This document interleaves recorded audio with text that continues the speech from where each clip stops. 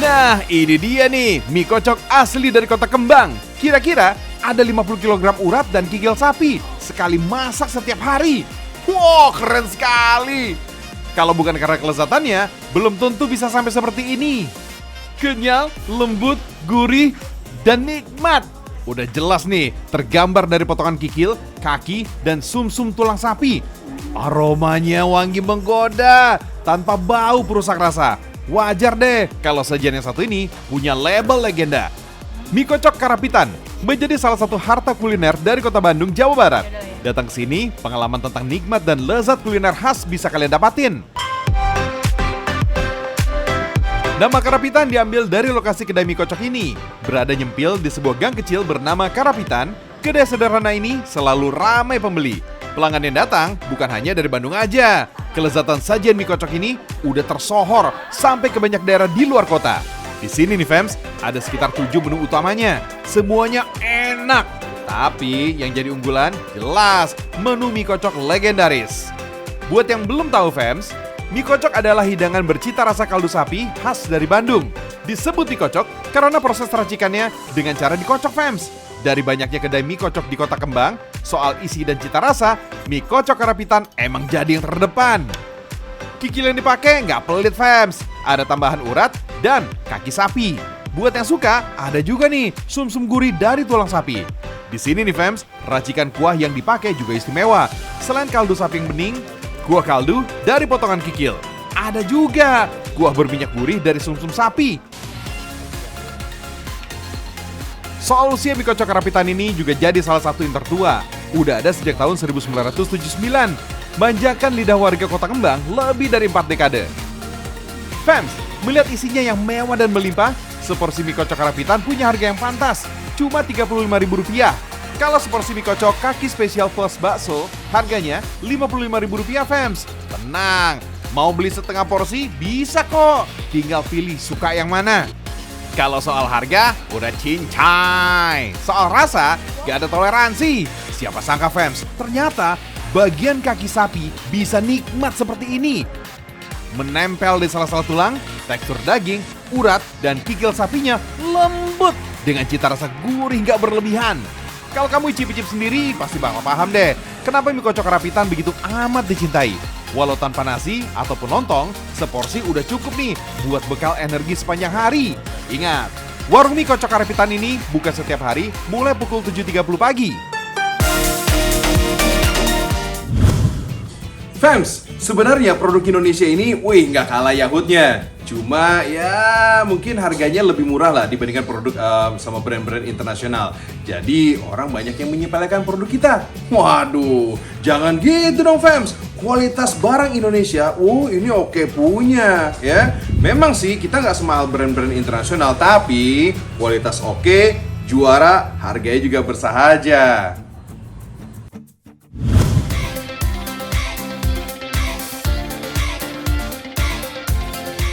Nih, kenalin fams, produk tas dari label Rorokenes. Hasil karya desainer lokal, Shanas Nadia Winanto. Gak mau kalah nih dengan brand-brand kenamaan. Ternyata produk tas ini punya kualitas yang diakui dunia. Rumah produksi yang terletak di Ngesrep, Kecamatan Banyumanik, Kota Semarang, Jawa Tengah, berawal dari usaha rumahan dengan 1 orang tenaga penjahit dan 1 helper aja. Tapi itu dulu fans, kalau sekarang Rorokenes udah punya karyawan sampai puluhan.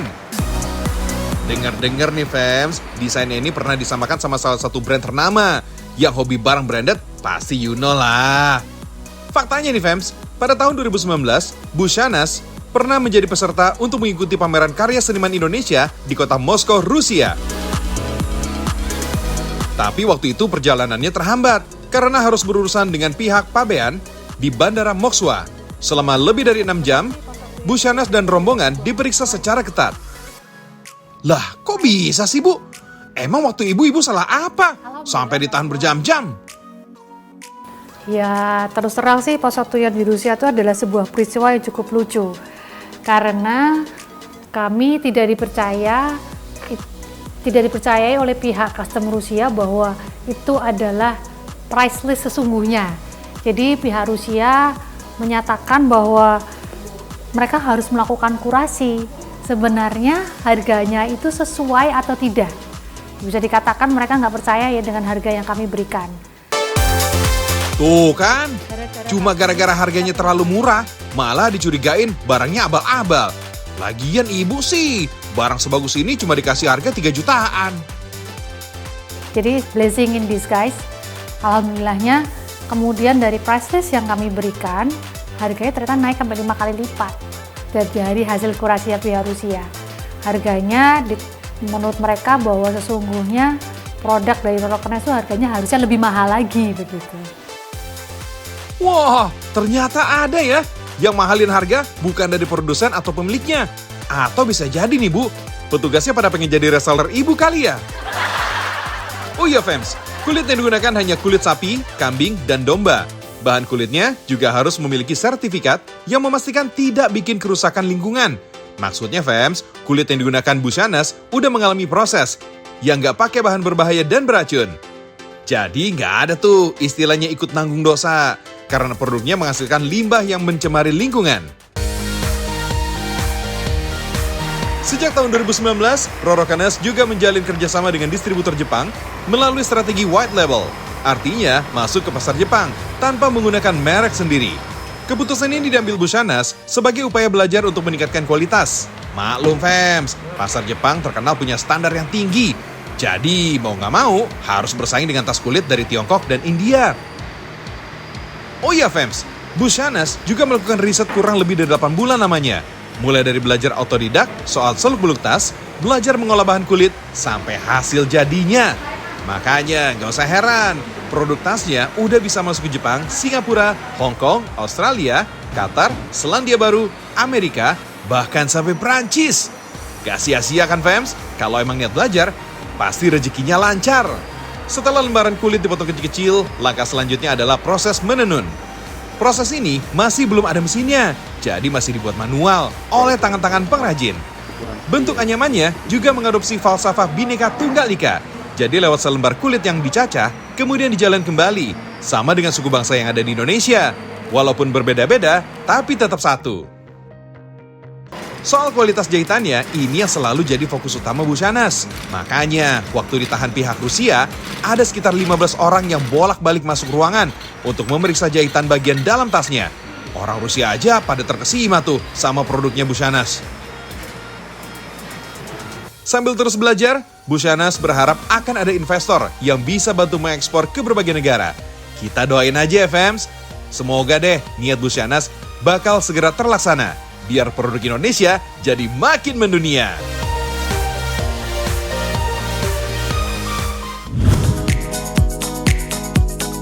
Buat kamu yang adik sama fashion kulit, ada lagi nih, produk kekinian dari kulit kayu. Kalau soal desainnya sih, tetap mengedepankan unsur simple, fashionable, dan tentunya fungsional. Ini dia Fems, kain dari olahan kayu. Sebut aja kain cork yang berasal dari kayu ek. Untuk dijadiin kain kayak gini, hanya diambil kulit kayunya aja ya Fems. Wets, meskipun diambil kulit kayu, tapi kayu eknya tetap bisa tumbuh. Makanya layak disebut ramah lingkungan. Sekarang kita move on ke proses pembuatannya. Karena masih produksi rumahan, produk besutan Sheila Jasmine ini masih dikerjakan handmade. Mulai dari mendesain pola sampai proses jahitnya, semua bisa dilakukan Sheila sendiri. By the way, meski kelihatannya kasar, tapi ternyata tekstur kain cork ini halus banget Fems. Teksturnya lemes dan tidak tebal. Gampang banget buat dijahit sana-sini. Sepintas, 11-12 deh sama kain kanvas. Nah, fashion item yang lagi dibikin sama Sheila ini namanya bucket hat. Sejarahnya bucket hat ini dulunya sering dipakai para pemancing untuk nutupin kepala dari sinar matahari. Kalau dilihat dari bentuknya, memang mirip bucket alias ember ya Fems. Bucket hat mulai rilis sebagai produk fashion di tahun 60-an. Pada era 80-an, barulah booming sebagai pelengkap outfit. Terutama di kalangan para penyanyi R&B dan hip-hop. Tapi dasar anak zaman now ya Fems, pakai apa aja tetap kelihatan pantas. Mau cewek, mau cowok, tetap aja nih, bucket hat bisa masuk ke semua kalangan. Selain bucket hat, ada juga tote bag, sampai mini pouch. Oh iya, Meski terbuat dari olahan kulit kayu, kain cork ini tetap jempolan kualitasnya, kuat, tahan air, dan so pasti awet. Lihat aja tuh, tote bag yang dipakai. Fungsional banget kan buat nyimpen banyak barang? Jadi judulnya bukan cuma ramah lingkungan, tapi juga ramah di kantong dan multiguna.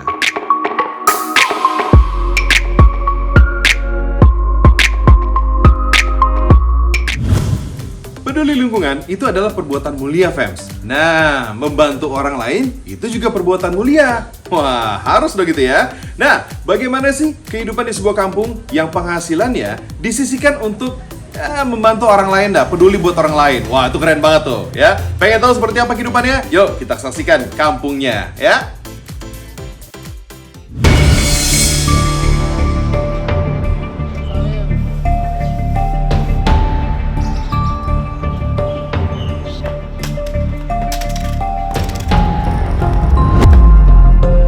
Kalian gak salah nonton kok, fams. Ini masih tayangan Ragam Indonesia. Sesekali boleh dong ya kita tampilin yang beda.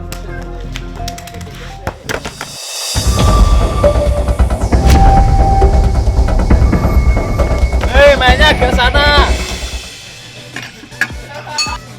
Pemandangan seperti ini, fams, emang udah lazim di kampung Tlogomulyo, Kecamatan Pedurungan, Kota Semarang. Tapi ini bukan karena ada mobil nyasar sampai ke jalan-jalan kecil, terus bannya kempes. Tapi emang mobilnya sengaja mau ganti ban. Jalan kecil ini dapat julukan nama Kampung Ban. Penamaan ini sudah ada sejak tahun 2016, tapi aktivitas jualan ban sendiri sudah ada sejak tahun 90-an. Sesuai namanya, kampung di gang ini jadi terkenal karena menjual ban bekas, tapi dengan kualitas jempolan. Sepintas, memang kampung ban ini gak beda dengan kampung lainnya. Bedanya, hampir di semua rumah di kampung ini membuka usaha jual beli ban. Katanya sih, 90% warga di sini memang berprofesi sebagai pedagang ban. Sisanya buka usaha warung makan atau toko kelontong. Kebanyakan dari mereka yang berjualan ban meneruskan usaha keluarga secara turun-temurun.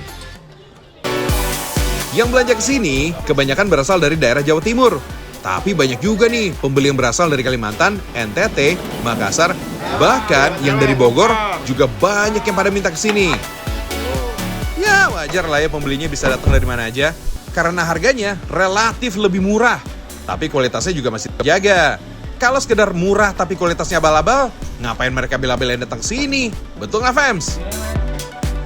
Kenapa mereka bisa menjual dengan harga semiring mungkin? Mereka nggak perlu biaya sewa lapak. Barang-barangnya juga langsung didatangkan dari pabrik, yang kebanyakan langsung dari Jakarta.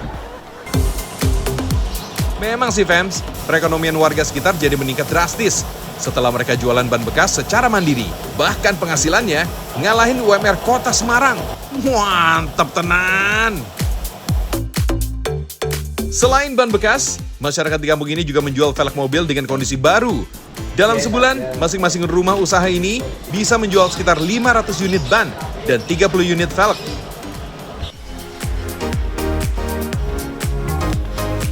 Nah, ini nih kerennya. Selain harga dan kualitas oke-nya, masyarakat sekitar juga dermawan, fams. Setiap dagangan mereka laku, biasanya mereka akan mengeluarkan uang Rp5.000 untuk kotak amal di musola. Masya Allah, pantas saja usahanya pada lancar. Ada rajin sedekah rupanya. Oh iya, fams, sebenarnya gak banyak yang mau nerima ban-ban bekas yang tidak bisa terpakai lagi. Biasanya hanya berakhir sebagai sandaran kapal. Paling banter, harganya hanya Rp2.000 per unitnya. Tapi kalau kreatif, ban yang sudah tidak terpakai ini tetap bisa jadi barang berharga. Nih, perhatiin ya.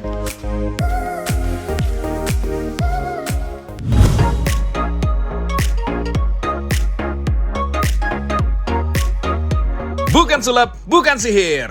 Dari ban bekas yang dihargai cuma Rp2.000, dalam waktu 1 jam bisa berubah menjadi Rp350.000. Tapi cuma orang-orang kreatif yang bisa mewujudkannya. Berbentuk seperti makanan bakpao yang montok, kursi-kursi dengan hiasan dan warna-warni cerah ini juga bikin kita lapar mata, fams. Lihat aja tuh bentuknya, gemesin banget deh. Alas sofa maupun sandaran sofa bakpao ini terbuat dari ban bekas dengan ukuran yang cukup besar. karena tekstur ban yang elastis, makanya Pak Joko dan temannya harus memberikan fondasi pada bagian dalam. Jelas harus pakai benda padat atau menyangga dengan kayu nangka. Jenis kayu ini dipercaya bisa kuat menahan beban sampai lebih dari 5 tahun lamanya. Lubang yang terdapat pada ban akan ditutup menggunakan karet ban bekas dan membentuknya seperti jaring-jaring. Tujuannya untuk menopang berat tanpa bantuan pegas atau per. Biar permukaannya rata, harus ditambahkan rangka berupa kayu untuk ditempel pada bagian bawah. Tujuannya agar permukaan bawah sofa jadi rata. Dan kalau diduduki, jadi PW gitu deh. Oh iya Fems, Pak Joko ini dulunya adalah seorang supir. Berawal dari iseng-iseng berhadiah. Sejak tahun 2011, beliau memutuskan untuk pensiun dini dan banting setir jadi pengrajin sofa. Sebenarnya kursi dengan bahan dasar karet ban bekas ini sudah banyak ditemui di sini. Tapi nggak dibungkus pakai kain begini, Fems. Nah, karena pengen bikin terobosan baru, Pak Joko bikin percobaan selama kurang lebih 6 bulan. Sampai akhirnya jadilah kursi yang ngegemesin ini. Ada 2 jenis busa yang digunakan untuk membuat dudukan dari sofa ini, yaitu busa dengan warna kuning telur dan kuning pucat. Masing-masing busa memiliki massa jenis yang bagus dan tidak mudah kempes setelah lama diduduki. Karena kekuatan sosial media juga nih, Pak Joko jadi dapat ide untuk ngasih nama sofa bakpao. Gara-gara ada yang komen mirip bakpao. Akhirnya, beliau ngasih nama produknya jadi sofa bakpao. Makanya, kalau ada yang komen, jangan dicuekin ya, Fems. Lihat nih Pak Joko, gara-gara di komen mirip bakpao, hasil karyanya bisa meluas sampai ke seluruh Jawa Tengah dan Yogyakarta. Masuk Pak Joko. Salah, itu sih Pak Eko ya. Mantap Pak Joko.